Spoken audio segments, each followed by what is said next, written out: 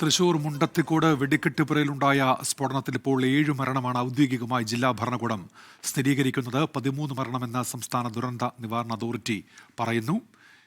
ഏറ്റവും പുതിയ വിവരങ്ങളുമായി വിപിൻ സി വിജയൻ മുണ്ടത്തിക്കോട് നിന്ന് ചേരുന്നുണ്ട്. വിപിൻ, നേരത്തെ അവിടെ രക്ഷാദൗത്യത്തിന്റെ ഭാഗമായി നടക്കുന്ന പരിശോധന താൽക്കാലികമായി നിർത്തിവെച്ചിരുന്നു. ചെറിയൊരു പൊട്ടിത്തെറി ആ മേഖലയിൽ ഉണ്ടായ പശ്ചാത്തലത്തിൽ അത് പുനരാരംഭിച്ചിട്ടുണ്ടോ? നേരത്തെ കുളത്തിൽ പരിശോധന ഉണ്ടായിരുന്നു, അതിപ്പോഴും തുടരുകയാണോ?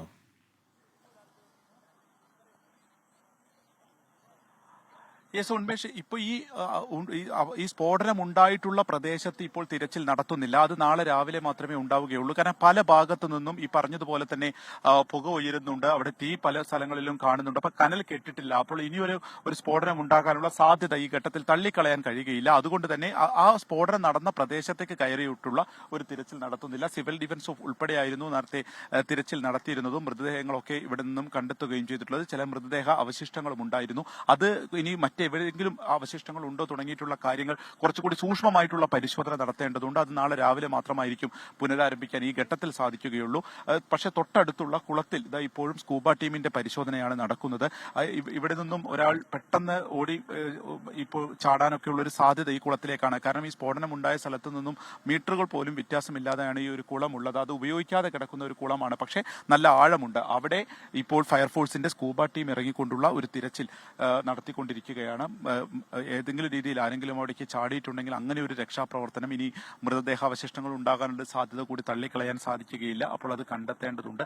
അതിന്റെ കൂടി തിരച്ചിലാണ് ഇപ്പോൾ നടത്തുന്നത്. താഴെ അടിത്തട്ടിലേക്ക് വരെ പോയിട്ടുള്ള ഒരു തിരച്ചിലാണ് നടത്തുന്നത്. പക്ഷേ തീർത്തും ചളിവെള്ളമാണ്, ചണ്ടി നിറഞ്ഞിട്ടുള്ള ഒന്നാണ്. അപ്പോൾ അതിൽ നിന്നും കണ്ടെത്തുക എന്നുള്ളതൊരു ദുഷ്കരമാണ്. ഇപ്പോൾ ഏകദേശം ഒരു അരമണിക്കൂറോളമായി ഈ ഒരു സ്കൂബ ടീമിന്റെ തിരച്ചിൽ മാത്രമാണ് ഈ സ്ഫോടനമുണ്ടായ പ്രദേശത്ത് നടക്കുന്നുള്ളൂ. മറ്റ് സ്ഥലങ്ങളിൽ, ഇതിനോട് ചേർന്ന് നിൽക്കുന്ന സ്ഥലങ്ങളൊക്കെ തന്നെ പോലീസ് അടച്ചിട്ടിരിക്കുകയാണ്. കാരണം അങ്ങോട്ടേക്ക് കയറി കഴിഞ്ഞാൽ തന്നെ ഏതെങ്കിലും ഇനി പൊട്ടാത്ത ഇതുണ്ടോ അല്ലെങ്കിൽ സ്ഫോടക വസ്തുക്കളുണ്ടോ എന്നുള്ളത് അറിയില്ല, വെടിക്കോപ്പുകൾ ഉണ്ടോ എന്നുള്ളത് അറിയില്ല. അപ്പോൾ അതിലൊരു കൃത്യത ഇല്ലാത്തതുകൊണ്ട് തന്നെ ഒരു പക്ഷേ ബോംബ് സ്ക്വാഡൊക്കെ വന്ന് പരിശോധിച്ച ശേഷം മാത്രമായിരിക്കും ആ ഒരു കാര്യത്തിലേക്ക് കടക്കുകയുള്ളൂ. തൃശ്ശൂരിനെ സംബന്ധിച്ചും ഇതുവരെ ഉണ്ടാവാത്ത ഒരു വലിയ ദുരന്തം എന്ന് തന്നെ പറയാവുന്ന ഇതിൽ നമ്മൾ ആകെ പകച്ചു തന്നെ നിൽക്കുകയാണ്. കാരണം 24-ാം തീയതി സാമ്പിൾ വെടിക്കെട്ട് നടക്കേണ്ടതായിരുന്നു. അങ്ങനെ 27-ാം തീയതി വലിയ രീതിയിൽ പൂരവും പകൽപൂരവും ഒക്കെ നടക്കേണ്ടതായിരുന്നു. അങ്ങനെയാണ് അതിലൊക്കെ നമ്മൾ തയ്യാറായി നിൽക്കുന്ന ഒരു ഘട്ടത്തിലാണ് തൃശ്ശൂരിനെ ആകെ, കേരളത്തെ ആകെ നടുക്കിക്കൊണ്ട് ഒരു വലിയ ദുരന്തം ഉണ്ടായിരിക്കുന്നത്. തിരുവമ്പാടിയുടെ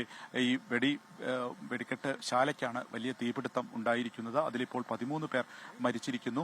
ഇനി മറ്റാരെങ്കിലും ഉണ്ടോ? ഏകദേശം 40ഓളം ആളുകൾ ഉണ്ടെന്ന് പറയുന്നു. അങ്ങനെയാണെങ്കിൽ വ്യക്തത വരേണ്ടത് ഇനിയും ആളുകളുണ്ടോ, അല്ലെങ്കിൽ രക്ഷപ്പെട്ട ആളുകൾ മറ്റെങ്ങോട്ടേക്കെങ്കിലും മറഞ്ഞു പോയിട്ടുണ്ടോ തുടങ്ങിയിട്ടുള്ള കാര്യങ്ങളിൽ കൂടിയാണ്. അത് ഒരു പരിശോധനയും ഈ കൺട്രോൾ റൂം തുറക്കുന്നതിന്റെ തന്നെ ഒരു ഉദ്ദേശം അതാണ്. കാരണം ഏതെങ്കിലും ആളുകളെ സംബന്ധിച്ച് ഇനി ഒരു കൃത്യത ലഭിക്കാനുണ്ട് െങ്കിൽ അത് കൺട്രോൾ റൂം വഴിയായിരിക്കും. മറ്റ് ഊഹാപോഹങ്ങൾ പലതും ഉണ്ടായിരിക്കും.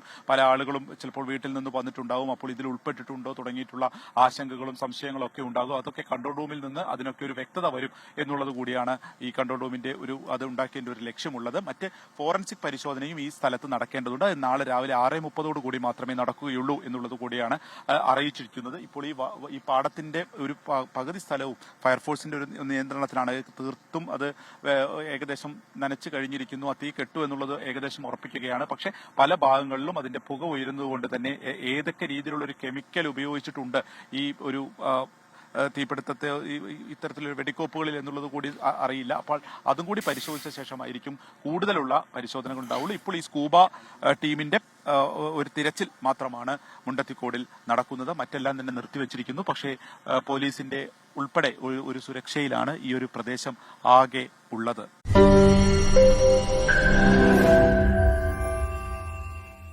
ലോകത്തെവിടെയായാലും ഏത് സമയത്തും 24 വാർത്തകളും ഓഗ്മെന്റഡ് റിയാലിറ്റി പാക്കേജുകളും എക്സ്പ്ലെയിനറുകളും വിശദമായി കാണാൻ ഞങ്ങളുടെ യൂട്യൂബ് ചാനൽ നിങ്ങൾക്ക് സബ്സ്ക്രൈബ് ചെയ്യാം.